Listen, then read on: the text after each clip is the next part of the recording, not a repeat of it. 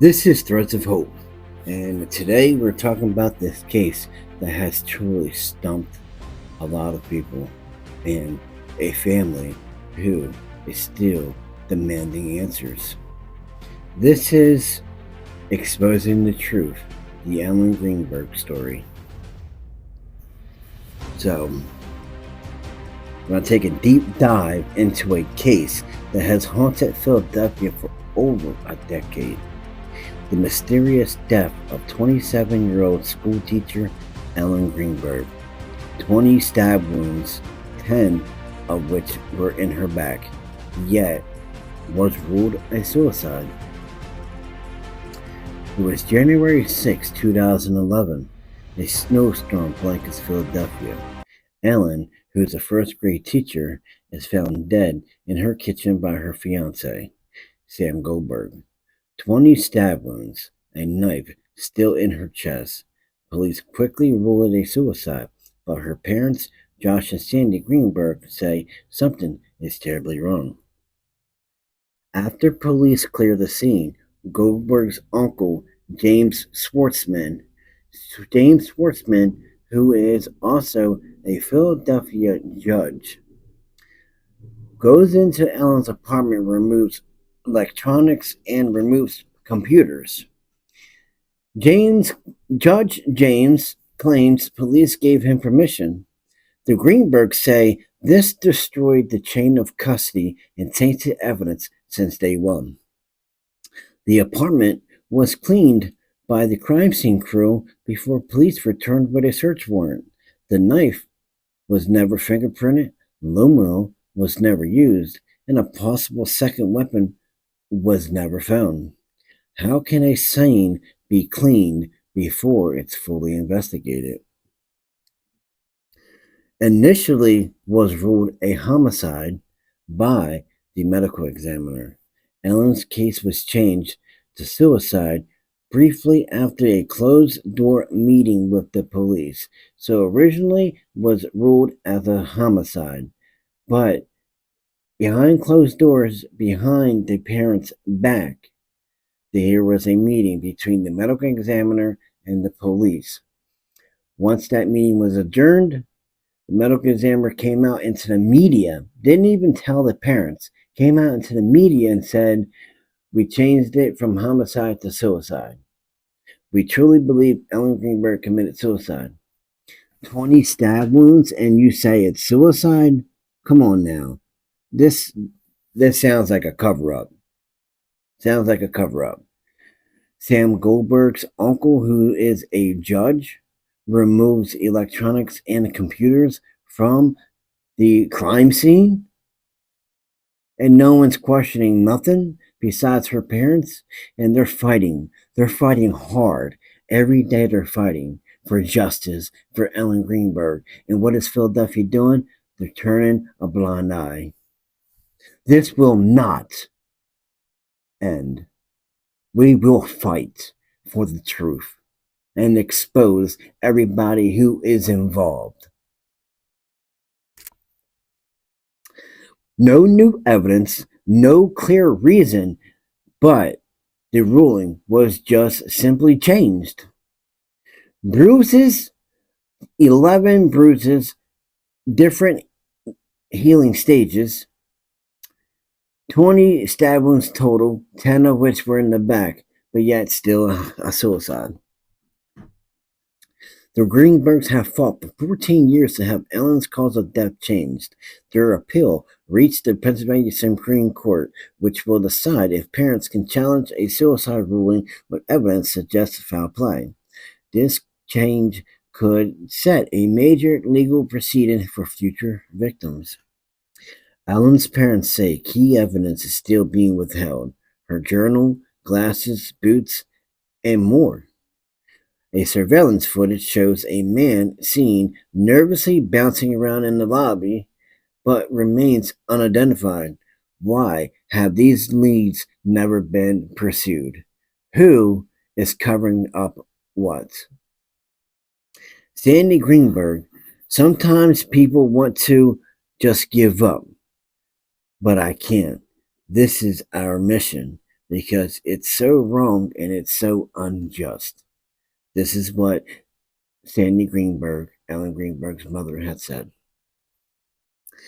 The Ellen Greenberg case reminds us that truth can be fragile when power and privilege interfere. A teacher, a daughter, a case streaming for justice. If you believe in truth, share Ellen's story. Demand answers because silence protects corruption and exposure brings change. So we're going to talk about this, okay? The Ellen Greenberg case. So they just came out with a docuseries on Hulu recently. You can check that out. It's very interesting. It breaks down a lot to you. But suicide, everybody knows it's a homicide. Who committed this murder? Was it Sam Greenberg, the fiance? So the story is Ellen was in her house, or apartment, I should say. She was in the middle trying to grade papers. She was also messaging her coworker. They were planning on having, dinner reservations. Sam Goldberg was down at the gym at their apartment complex. He comes back. He finds the latch on the inside of the door locked. He spends an hour texting and calling and trying to reach his fiancée so she can unlock the door. After an hour, he kicks in the door and finds Ellen Greenberg in the kitchen. What does he do? He calls 911. The dispatcher tells him, okay, we're going to talk you through CPR. Apparently he doesn't realize the knife is still in her chest at this point. So when the dispatcher says, I'll walk you through to do CPR, he's like, we have to do that, right? Like, that's a weird ass question. Why are you questioning? You should just say, okay, let's go. Tell me how to do the CPR. Let me try to save my fiance's life. Well, he opens her shirt and sees the knife still sticking out of her chest. What does he say? She stabbed herself. She must have fell onto the knife because there's a knife still hanging out of her chest. Come on now. That is very, very strange. For me, it is too much of a coincidence. Way too much of a coincidence. So, we're going to break it down because I've done my homework. I've done my research. We're going to break it down. At 1:32 p.m., Ellen enters the parking garage of the apartment complex per keycard swipe. 1:53, fiance Sam Greenberg enters the parking garage of the apartment complex per keycard swipe. At 4:51 p.m., fiance enters the gym of the apartment building per keycard swipe, corroborated with surveillance video in the lobby. At 5:30 p.m., fiance on surveillance video is seen leaving the gym and walking towards the concierge desk in the lobby of the apartment building. At 5:31, fiance is on surveillance video getting on a lobby elevator while reading mail. At 6:10, fiance is on surveillance video leaving a lobby elevator and walking towards the concierge desk. At 6:13 p.m., fiance, we're going to just go and say Sam Goldberg, is seen on surveillance video getting on a lobby elevator yet again. At 6:25, fiance is on a video leaving an elevator. 6:31, Sam is on video walking through the apartment building while talking on the cell phone. 6:33, fiance on video getting on an elevator. 6:33, 911 called by fiance. 6:35, medics responded. 6:37, officers from the Philadelphia Police Department responded. 6:40, Ellen's pronounced dead at the scene. 6:42, firemen were on scene, shown on video getting on an elevator. 6:42, 6:45, police officer on video getting on an elevator. 6:47, medics getting on an elevator. 8:15, detectives from the Philadelphia Police Department responded. 8:27, MEO investigator arrived at the scene. 6:20, homicide detective from the Philadelphia Police Department responded. 9:55, final documented assessment of the body at the scene was made by Medical Examiner Office MEO investigator. 11:25, Sam Goldberg arrived by police transport to the Northwest Detectives Division of the Philadelphia Police Department for questioning. Medical examiner's interviews. The assigned MEO investigator interviewed Ellen's parents on January 27th, 2011 at 7:41 a.m. One parent reported last speaking to Ellen on January 26th around 7 a.m. During that conversation, Ellen gave no indication that something was wrong. The parents went on to tell the investigator that Ellen had been dealing with anxiety issues for several weeks leading up to her death. The parents explained that Ellen seemed anxious, insecure, and not sure of herself, and not liking how she felt. She was reportedly under the care of a psychiatric for this. Ellen's parents stated that she was stressed by work as a school teacher. They noted that the day of Ellen's death was the due date for submitting grades. The parents denied having any concerns about Ellen's fiancé, indicating that they were happy to have him as their in-law, describing him as a fine young man. They denied knowledge of any prior verbal or physical abuse in the relationship. They similarly denied any history of prior suicide attempts or ideation. 11:30 on January 27th, Ellen's psychiatric was interviewed by the assigned MEO investigator. The doctor stated Ellen was only recently started care and had only been seen 3 times before her death. So what they're playing this game is the MEO and the police department plus Sam Goldberg, I do believe, is using this therapist, this situation. She's stressed out about being a school teacher, about having these school grades, submitted by a certain deadline. And they're using all of this to say, hey, yeah, she committed suicide. No, she didn't commit suicide. Absolutely not. So, I'm going to, in this next part of the video, I'm going to display the whole entire medical examiner's report. See for yourself. Okay. Because they re-examine. Here's 2025. Because of the Hulu docuseries and because of the parents, they decided to reopen the investigation and look into the ruling of suicide. And the same medical examiner's office came back and said, whoa, hold up. Yep, still say it's suicide. No, you need fresh eyes. You need a different medical examiner's office because somebody's covering for something. She did not commit suicide. She was murdered. She was murdered and deserves justice. And her parents deserves closure and answers. Tell me what you think in the comments about this situation. It is the Ellen Greenberg case. We will not stop. We deserve justice and answers. That poor woman suffered a terrible death. And now she just, for 14 years, marked as a suicide. No, we can't stop it there. We cannot allow the corruption to continue in America. Enough is enough.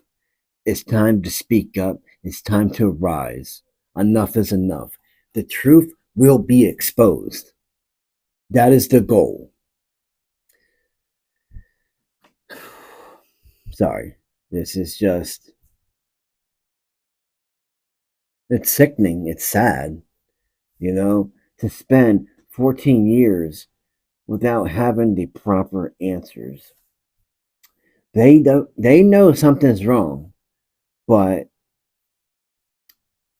no one's listening. No one's listening. So, thank you for listening to Threads of Hope. Stay alert, stay informed, and never stop speaking the truth. Until next time. Don't forget, the video's coming up in 3, 2, 1.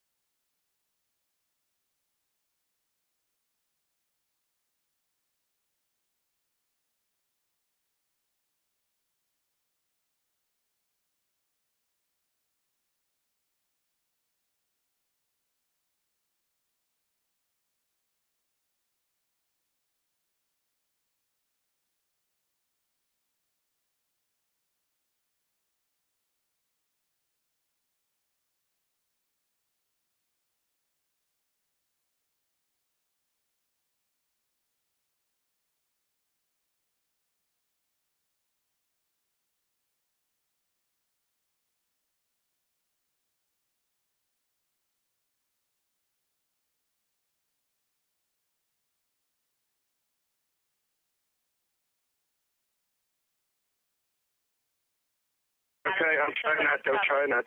Her shirt won't come off. It's a zipper. Oh, my God. She stabbed herself. Where? She fell with a knife. Oh, no. Her knife's sticking out. What? There's a knife sticking out of her heart. Oh, she stabbed herself? I guess so. I don't know where she fell on it. I don't know. Okay, well, don't touch it. Okay, so I just let her here now? I mean, what do I do? No, I mean, you can't. If the knife is in her chest, it's going to be kind of hard for you to do CPR at this time. Oh, no. Oh, my goodness. Okay. Police, which operator? 277. Is someone coming here? Yes, they are.